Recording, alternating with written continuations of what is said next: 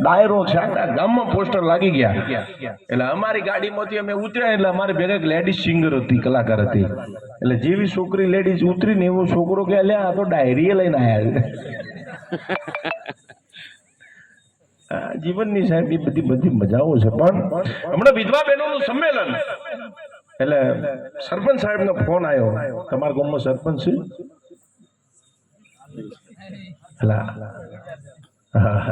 એક જગ્યાએ ગયા મેં કીધું સરપંચ છે, બોલો કે આખા ગામમાં બધા સરપંચ ઘેર સરપંચ છે બોલો. એટલે એક જગ્યાએ બાપુ સરપંચ ના જોક્સ કીધા ને એટલે ચોપે સરપંચ ધોકો લઈને ઉભેલા. મન કે સરપંચ સિવાય બીજા જોક્સ આવડતા જ નહીં તને? એટલે સરપંચ સાહેબ નો ફોન આવે, મને કે બારોટજી આપણા ગામમાં પ્રોગ્રામ કરવો. બાપુ ભીખાભાઈ પૂછવાનું ભૂલી ગયો શેના નિમિત્તે પ્રોગ્રામ. તેઓ ગયા પછી ખબર પડે કે વિધવા બહેનોનું સંમેલન. હવે તેઓ જે નળુબા થોડું એમ કહેવાય સારું થયું તમે બધી વિધવા બની તે અથાગ પ્રયત્નો બહેનોને રાજી કરવાના કર્યા. પછી મેં કીધું કોઈ બેનને કાંઈ બોલવું છે? પહેલી જ લાઈનમાં મારા જેવી દોઢ ડાઈ બુન બેઠી હતી, હાથમાં માઇક લઈને ચાલુ કર્યું, મારા ગોમની મારી વાલી બુનો અને મારા વાલા ભાઈઓ, આમ તો ચાંદની મારી ઈચ્છા હતી આ વિધવા સંમેલનમાં જોડાવાની, પણ મારા લાલ્યાના પપ્પા ના પાડતા હતા. બોલો જીવ તો જોડાવતો હતા, પણ હવે નથી એટલે જોડાણી. ભગવાનને પ્રાર્થના કરું કે ભગવાન રોજ હવાર પડે અમે વિધવા બુન જોડાય, રોજ હવાર પડે વિધવા બહેનોનું સંમેલન વધ. સરપંચ કી બારોટવાને એઠી બિહારો ને પેલી ઠાઠડી મારી ઉપડી છે. અમુક ગામમાં સરપંચ સાહેબ એવા ભીટકાઈ જાય. હા, હમણાં એક ભાઈની બાપુ પત્ની ગુજરી ગઈ ને એટલે બધા આપણે નાના મોટા વડીલ બધા સ્મશાન યાત્રામાં ગયા. રામ બોલો ભાઈ રામ, રામ બોલો ભાઈ રામ, રામ બોલો ભાઈ રામ, રામ બોલો ભાઈ રામ જોરથી જતા હતા ને જોરથી બોલતા હતા. એટલે ડેડ બોડી ધોપલે ભીટકોણે બુન ભય પડી, જેવી ભય પડી ને એવી જીવતી થઈ જાય. આખું ગોમ ખુશ થયું ને ઘરવાળો કે મારું બેટું જોખમ પાછું આવ્યું. કુદરતના ઘરનો કોલ ને બાઈ 10 વર્ષ જીવીને ફરીથી લઈને જતા હતા. રામ બોલો ભાઈ, રામ બોલો ભાઈ રામ, રામ બોલો ભાઈ રામ, રામ બોલો ભાઈ રામ. આખું ગોમ એમ બોલતું હતું ને ઘરવાળો શું કે ખબર, થોભલો જો ભાઈ થોભલો, થોભલો જો ભાઈ થોભલો, થોભલો જો ભાઈ થોભલો, એમ કે વળી જોખમ પાછું આવશે. હા, હમણાં એક દીકરી આવીને દાદીને કે દાદી આવો બેટા આપણા ગામના સરપંચ કોમામ ગયા. એટલે દાદી કે બેટા એ તો રૂપિયા વાળા ગમે ત્યો જો એના વાત બેટા આપણે ન લેવાય. પણ સાહેબ ભારતની સંસ્કૃતિ જાળવી રાખવા હાટુ થઈને જેવા આવા કાર્યક્રમો કર્યા છે. ભારતની સંસ્કૃતિ કેવી હોય આમળ જો પહેલેથી દીકરીઓ મેં કીધું એમ પહેલાના બારવટિયા કેવા હતા. હાલ કોઈ પણ દીકરીને જાપે જાવન બાપુ તો દીકરી જાપે નથી જઈ શકતી. જેમ હમણાં બાપુ બોલી ગયા ને સાહેબ, દીકરી નિર્ભય થઈને ક્યારે ફરી શકે કે આપણા યુવાનીઓ સાહેબ મર્દ જેવા પાકે, જોગીદાસ કુમાર જેવા હોય તો કોઈ પણ દીકરીની આંખની આમે આંખ મેળવાઈ જાય ને ભૂલથી બાપુ તો જોગીદાસ કુમાર પોતાની આંખમાં મરચું નાખી દેતા હતા સાહેબ. એવા બારવટિયા હોવો જોઈએ. હાલ કોઈ દીકરી જાપે ન જઈ શકે, પણ પહેલાના બારવટિયા બાપુ કેવા હતા. વિજપડીની સીમની બાલીપા જેથી જોગીદાસ કુમાર નામનો બારવટીયો દશરથભાઈ બાગડતા બાગડતા બાગડતા ધમા ધમા ગોળગાળીને વયો જતો હતો.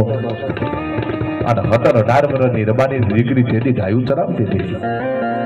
અને જોગીદાસ કુમારની નજર કે આ દીકરી જંગલની અંદર ગાયું ચરાવે છે ને બીક નથી લાગતી અને ડર નથી લાગતો. અને દીકરીની જઈને પૂછ્યું કે બેન બેટા દીકરી આ જંગલની અંદર તું ગાયું ચરાવે છે, તને બીક નથી લાગતી, તને ડર નથી લાગતો? અને ત્યારે દીકરી 17-18 વર્ષની દીકરીને ખબર નથી કે ગોળલે બેઠા જોગીદાસ કુમાર છે. અને તે દિવસે ભીખાભાઈ દીકરી એટલું બોલે છે કે બાપુ અમારા મલકની માલિપા એમ કહેવાય જોગીદાસ ખુમાણના બારવટ હાલે કોના બાપની તાકાત છે કે અમારો વાળ વાકો કરી શકે? કોના બાપની ત્રેવડ છે કે અમારો વાળ વાકો કરી શકે? જોગીદાસ કુમાર ગોળલા ઉપરથી પ્લાન છાંડી નીચે ઉતરી અને હુરદનાન સામે બે હાથ ઊંચા કરીને એટલું કહે છે કે હે હુરદનાન એ બાપ મારું બારવટો પાર પડે કે ન પડે એની મને પરવા નથી. અરે ભાવનગર મહારાજ મને સમજે કે ન સમજે એની મને પરવા નથી.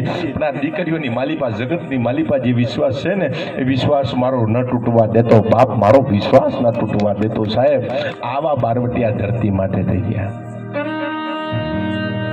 આ ધરતી દાતારની છે સાહેબ, આ સુરાવની ધરતી છે, આ માઈ કાંગલાની ધરતી નથી.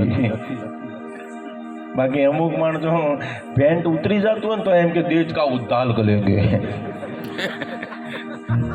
અલ્યા માવાના 500 રૂપિયા બાકી છે ને એ ગલ્લે આપ્યા હોય ને તો દેશનો ઉદ્ધાર જ છે. ભલા માણસ દેશ માટે સાહેબ ખપી જવું પડે. સમર્પણ સાહેબ કોને કહેવાય?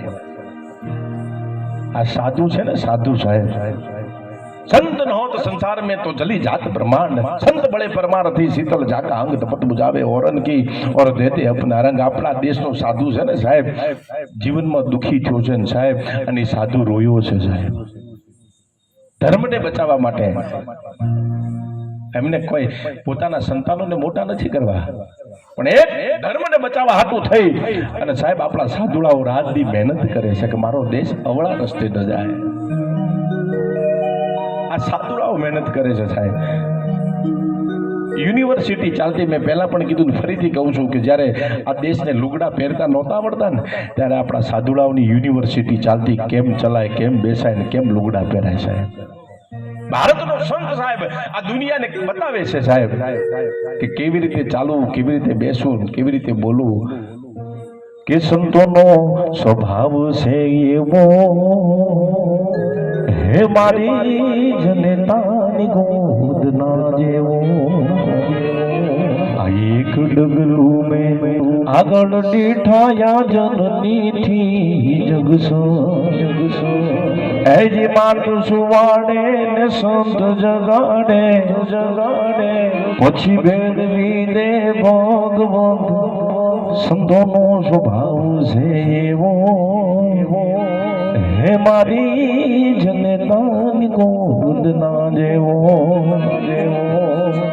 અને ભારત વર્ષનો સંત શું કરી શકે સાહેબ ભગવાન માટે હાલ બાપુ કોઈને ભરોસો જ નથી એરોપ્લેનમાં બેઠા હોય છતાંય આપણે નિરાંતે હોઈ જઈએ કારણ કે પાયલટ માટે તમને મને ભરોસો છે ટ્રેનમાં જાતા હોય તોય તમે હું કમલેશભાઈ નિરાંતે હોઈ જઈએ કારણ કે ટ્રેનના ડ્રાઈવર માટે તમને મને ભરોસો છે અરે બસમાં જાતા હોય છતાંય તમે હું નિરાંતે હોઈ જઈએ કારણ કે બસના ડ્રાઈવર માટે તમને મને ભરોસો છે પણ જગતનું ગાડું જે મારો નાથ હલાવે ને એની માથે તમને મને ભરોસો નથી એટલે આજ આપણે દુઃખી છીએ ભલા માટે ભગવાન માથે ભરોસો રાખજો ઘણા માણસો એમ કહે છે કે ભગવાન કામ નથી કરતો વર્ષોથી અમે એની અગરબત્તી કરીએ ધૂપ કરીએ ભગવાન કામ નથી કરતો પણ જ્યાં સુધી તમારો ભાવ સાચો નહીં હોય ને અંતરના ભાવથી કરું જો આકલો તો ઢીકલો ચીથડા તણો ધૂણે સાહેબ નાગર નરસૈયાના એક વાર નહીં પણ 52 વાર કામ કરવા માટે મારો સામળિયો આવ્યો તો સાહેબ તમારો ભાવ સાચો હોવો જોઈએ એક વાર ખતરો કરવો તો કરી દેજો 5-7 વર્ષનું બાળક હોય અને કોઈ વસ્તુની માંગણી તમારી સામે કરે તમે 1 દી 2 દી 3 દી તમે ન લઈ આપો એટલે બાળક જીતે ચડે